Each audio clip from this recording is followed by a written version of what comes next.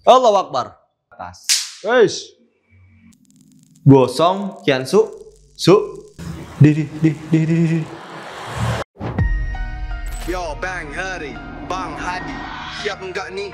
Gue dengar ada tempat yang angker dan gak ada yang berani masuk. Tapi kita bakal uji nyali.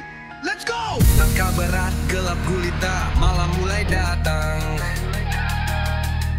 Lorong misteri, siap explore. Di tempat sunyi, ada bisikan suara seram. Lalu ketawa, langkah kaki misterius bikin merinding. Bang Heri, Bang Hadi yang berani. Jalan terus, gak ada yang lari. Kita bukan takut, malah ketagihan cari misteri. Yo, apalagi yang bakal kita temuin nanti? Bang Heri, Bang Hadi, setan pun gak berani. Lorong misteri, yo. Lorong misteri.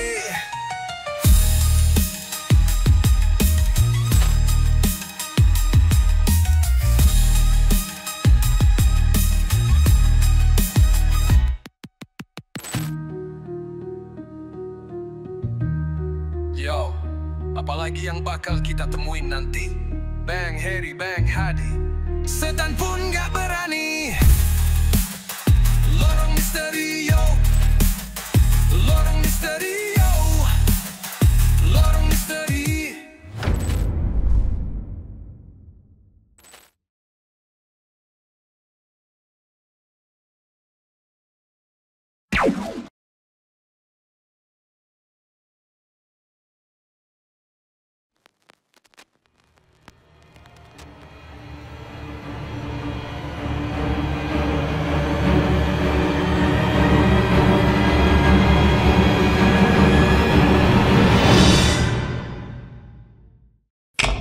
Aduh, saya lemas banget nih.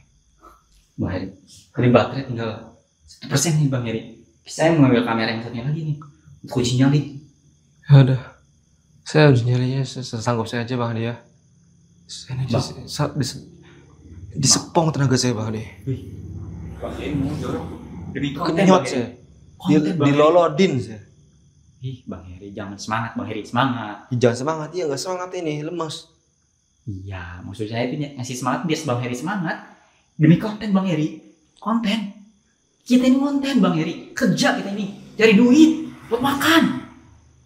Bang, sadar. Ih, kalau kita nggak konten kita nggak makan Bang Heri.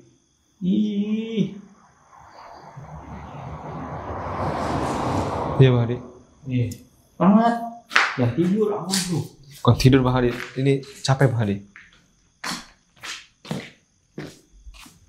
Assalamualaikum warahmatullahi wabarakatuh. Alhamdulillah pemirsa, hari ini saya uji nyali nih di ruangan tengahnya pemirsa. Di sini adalah ruangan penghubung dari salah satu tempat di mana si namanya tadi siapa ya? Kiansu atau siapa ya namanya itu? Dia tersetrum di ruangan sini nih. Ruangan di sini dia tersetrum. Kemudian di sini ruangan tengahnya menghubungkan antara kamar, ini kamar, sini warung ya, dan sini adalah ruang kamar juga dan ibadah. Nah ini ruang penghubung ya. Dimana tadi kita mencium juga di sini aroma kecut, ya, aroma asem, dan juga aroma seperti bau ketek bandot gitu ya, kayak kambing.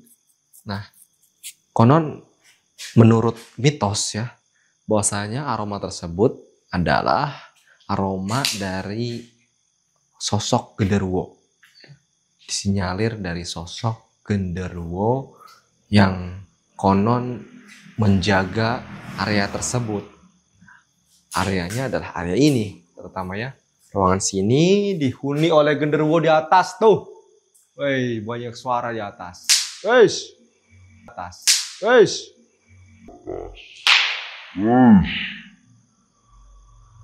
Meledak.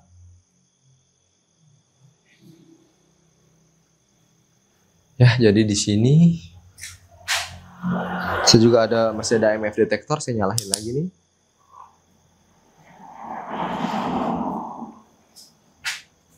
Tadi jelas di ruang ujung sana sampai merah warnanya luar biasa, menandakan bahwasanya tempat ini memang sangat angker, sangat menyeramkan.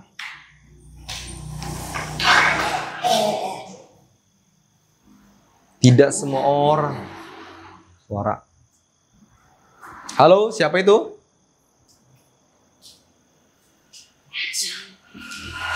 Ini sisi Kiansu nih. Konon para tetangga pun tidak berani memasuki bangunan ini, meskipun bangunan ini sudah tidak ada pintunya.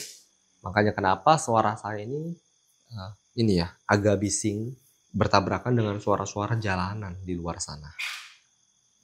Kiansu ini, ya saya sedikit bercerita kembali ya teman-teman ya. Mungkin teman-teman ada yang baru nonton di video ini, sebelumnya tidak menonton, jadi saya menceritakan kembali kisah awal mulanya kenapa rumah ini bisa kosong.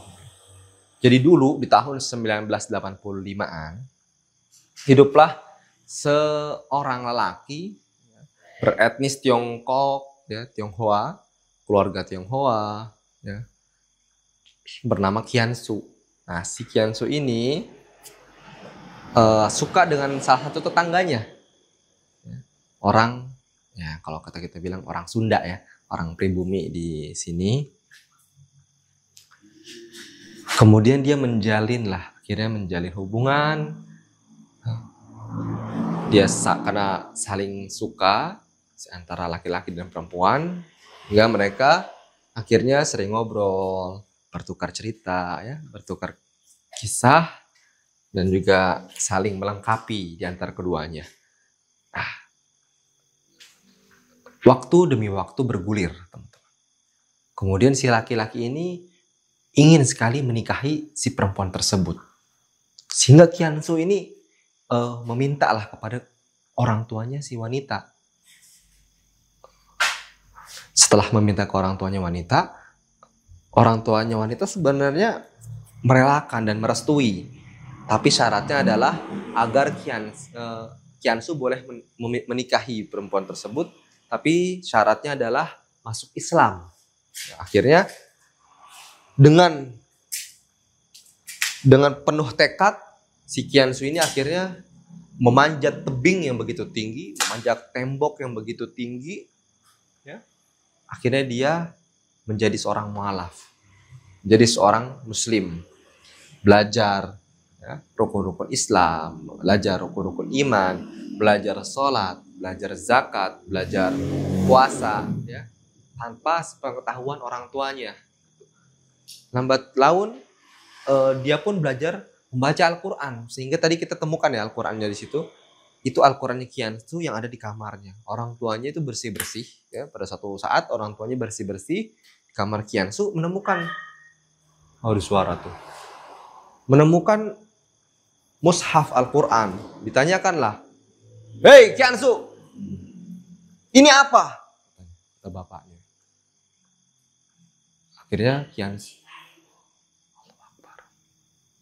Akhirnya Kiansu mengakui kalau dia sudah beralih ke agama Islam. Gitu, teman-teman. Wah, disitulah dia akhirnya. Allahu Akbar tuh. Dimarahin sama kedua orang tuanya. Kamu ini kita besarkan dengan tradisi kita. Kamu ini saya besarkan dengan nilai-nilai agamanya tersebut, gitu ya. Karena memang si Kiansu ini sayang dengan pasangannya, dia bilang, ya memang alasan saya mualaf adalah karena saya ingin menikahi si perempuan tersebut. Wah, makin marah tuh bapaknya. Dan ibunya akhirnya orang tuanya Kiansu tidak merestui, ya, tidak merestui kalau Kiansu menikahi perempuan tersebut. Karena perempuan tersebutlah akhirnya Kiansu kan jadi mualaf, gitu.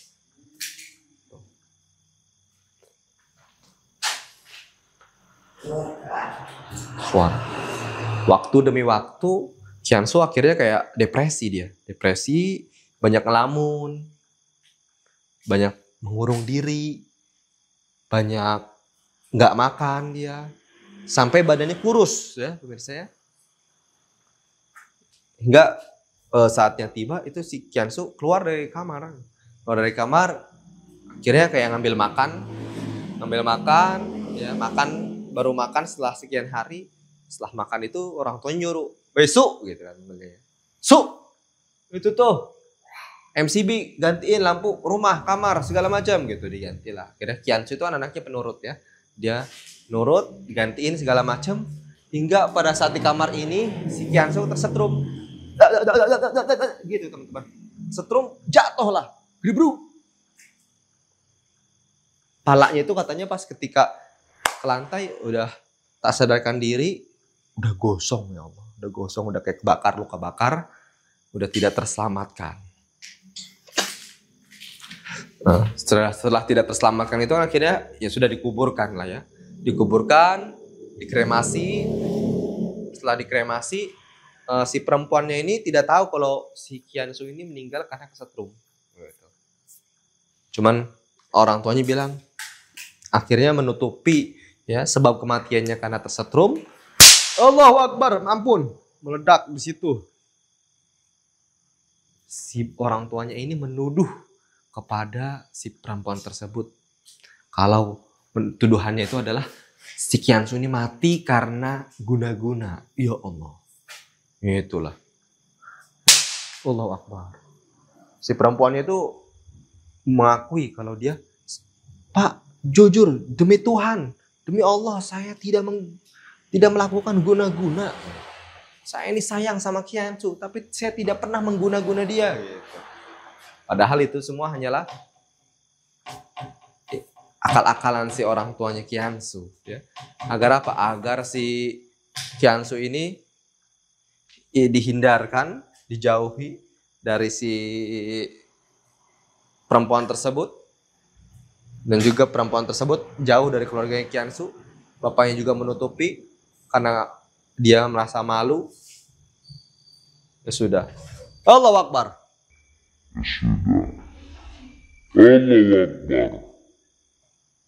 Belum gerak lagi Kiansu. Ya sudahlah, setelah itu Kiansu marah lah. Meskipun dia sudah meninggal, Kiansu itu dia marah. Dia tidak terima kalau kematiannya itu ditutup-tutupi, kematiannya itu tidak diungkap secara sebenarnya. Ditambah ketika sebelum kematian kan si Kiansu kan depresi, stres ya. Wah, dia marah, tidak terima Kiansu. Ya, Kiansu tidak terima. Ya, akhirnya satu persatu orang tuanya yang ada di rumah sini dirasuki. Aing mau gitu dia. Wah, kesurupan satu persatu,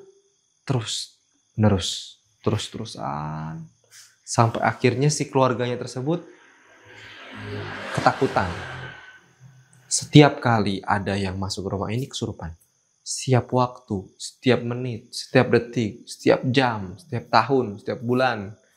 Akhirnya setelah itu keluarganya capek ya. Keluarganya capek, meninggalkanlah rumah ini karena ngerasa di sini ada nilai-nilai ya yang mengingatkan dia kepada si Kiansu dan juga menghantui dia karena dia juga punya kesalahan ya orang tuanya. Meninggalkanlah rumah ini. Kasihan memang ya. Kasihan sekali si Kiansu tersebut. Kematiannya ditutupi ulah lu.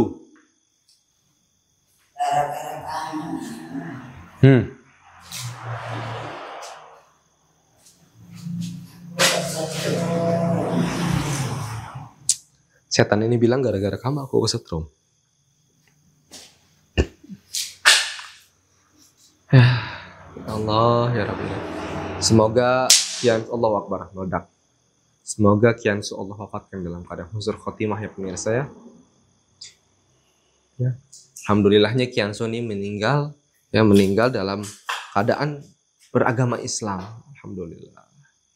Semoga ia menjadi salah satu orang yang Allah rahmati, ya, mendapatkan syafaatnya Rasulullah Shallallahu Alaihi Wasallam, yang ampuni segala dosa-dosanya, kesalahannya, terima amal ibadahnya.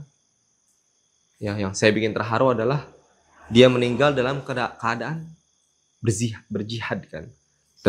Dalam keadaan dia ini memperjuangkan dan belajar untuk meniti Islam, membaca Al-Quran dia. Alhamdulillah, ahlul Quran ini si Kian Su ini. Sampai katanya tuh bapaknya punya apa? Punya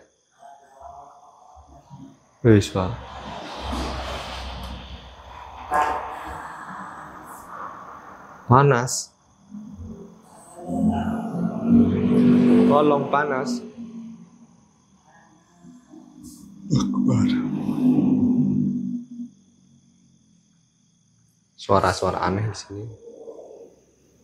Ya bisa. Bahkan kata tetangganya itu ada juga tetangganya yang pernah ngobrol sama mantan pacarnya si Kian Su. Bahwasanya Kian Su ini sudah hafal beberapa surat dari Al-Quran. Salah satunya adalah surah ini teman-teman, Al-Qadar, ya. Al-Qadar, kemudian katanya surah yang Allahu Akbar, meledak. Ini meledak di sini ya Allah. Astagfirullahaladzim. Surah Allahu Akbar, meledak lagi. Surah Al-A'la, Subbihisma rabbikal a'la. Sudah hafal katanya dia. Kemudian juga surah Al-Ghasyiyah, hafal katanya. Allahu Akbar, meledak lagi. Waduh. Sepertinya dia setan di sini mempertakutkan ya, memperlihatkan semua-muanya ada di sini.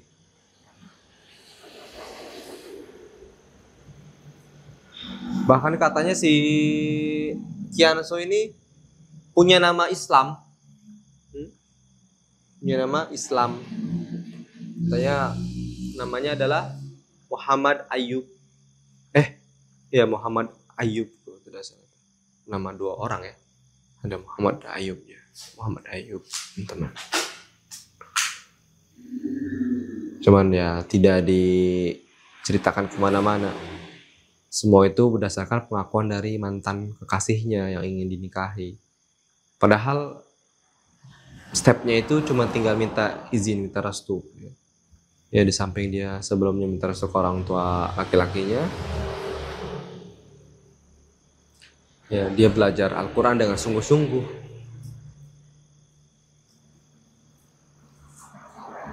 Alhamdulillah ya teman-teman ya. Perkara-perkara duniawi yang akhirnya menyelamatkan dia. Sehingga akhirnya dia Allah wafatkan dalam keadaan setelah masuk Islam. Alhamdulillah. Tidak masalah ya teman-teman ya. Meskipun awal mulanya karena perempuan, ya karena penyebabnya hidayah itu kan dari mana saja. Siapa tahu dengan dia makin mempelajari Al-Quran, mengkaji, kemudian dia merasa, oh iya benar. Apa yang ada di Al-Quran ini benar, katanya. Sampai katanya dia tuh suka diskusi sama mantan kekasihnya. Bahkan katanya si Kian Su ini tidak pernah berpegangan sama si mantan pacarnya ini. Jadi cuman kayak ngobrol jauh-jauhan. Itulah yang ngerasa si perempuannya ini yakin kalau Kian Su adalah orang baik katanya. Kian Su adalah orang baik. Sehingga meninggal dalam keadaan baik juga.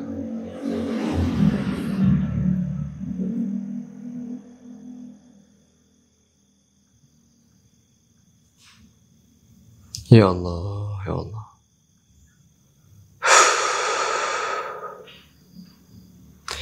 Kian Su ini adalah orang yang pemikir juga katanya, kata si pengakuan mantan kekasihnya. Salah satu ciri atau bukti kalau si Kian Su ini adalah orang yang pemikir, katanya adalah ketika Kian Su membaca surah Al-Baqarah. Pada saat di ayat kedua itu Kian Su itu termenung dan kayak terkesima, terkejut gitu ya. Karena sebelumnya si Kian Su juga adalah seorang yang suka membaca, teman-teman. Semua literatur dia baca, buku-buku dia baca, baik itu buku filsafat, baik itu buku politik, buku sejarah, ya, semua dia lahap, semua dia suka gitu. Makanya ketika baca surah Al-Baqarah, dia terkejut, terkesima, dan takjub ya. Masya Allah. Si Kiansu ini terkesima, terkejut. Karena ketika dia membaca surah Al-Baqarah, di ayat kedua itu, dia terheran-heran. Bunyinya kan surah kedua Al-Baqarah itu kan, dzalikal kitabu la raiba fihi, kan? Alif lam mim, dzalikal kitabu la raiba fihi. Inilah kitab yang tidak ada keraguan di dalamnya. Allahu Akbar. Gosong Kiansu, Kiansu. Ya Allah, gosong.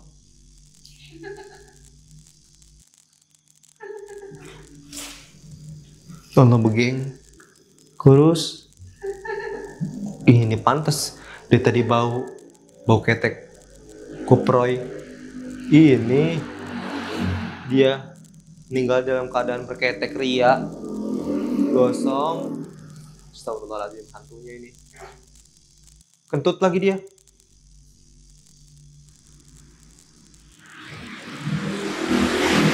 Ini bukan Kiansu asli ya. Ini setannya nih yang menyerupai Kiansu. Kiansu sudah meninggal. Anjir. Ayo sini lu, gue tendang lu.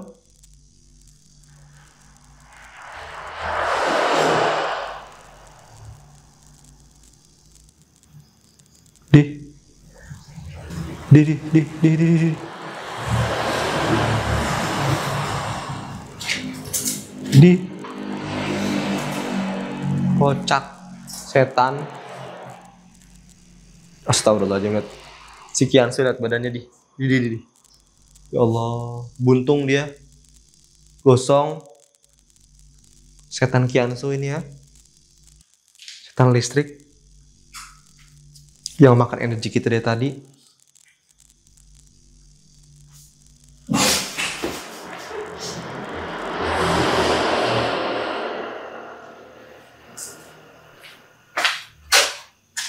Hilang dia. Setannya bau.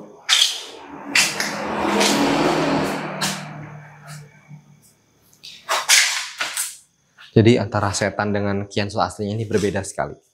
Ini setannya ini. Bukan Kiansunya, tapi Kiansunya itu orang baik ya, teman-teman. Orang pemikir ya. Kayak seorang orang yang cerdas lah dia ini, orang pemikir. Barat ya, mungkin kalau sekarang seperti Rocky Gerung, seperti filsuf dia, mikir dia, suka mau ngebaca, suka baca buku dia. Emang salah satu tanda orang pintar itu suka baca buku. Sudah ada orang nanya, kalau suka nonton orang pintar bukan, orang malas. Suka nonton tuh orang malas. Orang pintar tuh hobinya baca buku. Kalau orang suka nonton, orang malas, tapi orang suka ngerebahan. Ya, makanya kan zaman sekarang orang banyak yang nonton Netflix. Ya karena itu, capek dia, malas dia. Udah gue rebahan aja lah sambil menikmati gitu, visual. Tapi kalau orang membaca itu, visualnya itu ada di kepala dia. Dia mencerna dari sebuah kata-kata, dia bikin reka adegan di kepala dia. Makanya kayak Bung Karno itu, dia bilang, hiburan saya adalah buku. Saya ketika membaca itu saya bisa berfantasi apapun.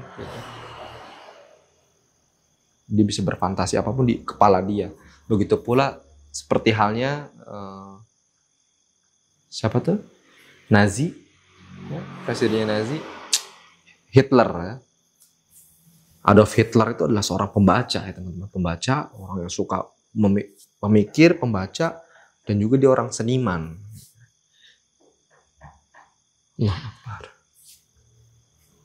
Sehingga apa yang ada di bacaan itu dia baca, dia serap, kemudian diimplementasikan ketika dia menjadi presiden. Itulah. Kebanyakan orang-orang hebat itu berawal dari suka membaca. Makanya dalam Al-Quran itu kan surah yang diturunkan, ayat yang pertama diturunkan itu Iqra, baca. Iqra bismi rabbikal ladzi khalaq. Baca. Makanya baca lo gitu. Lu kalau mau bener baca. Jangan nonton. Bang. Nah.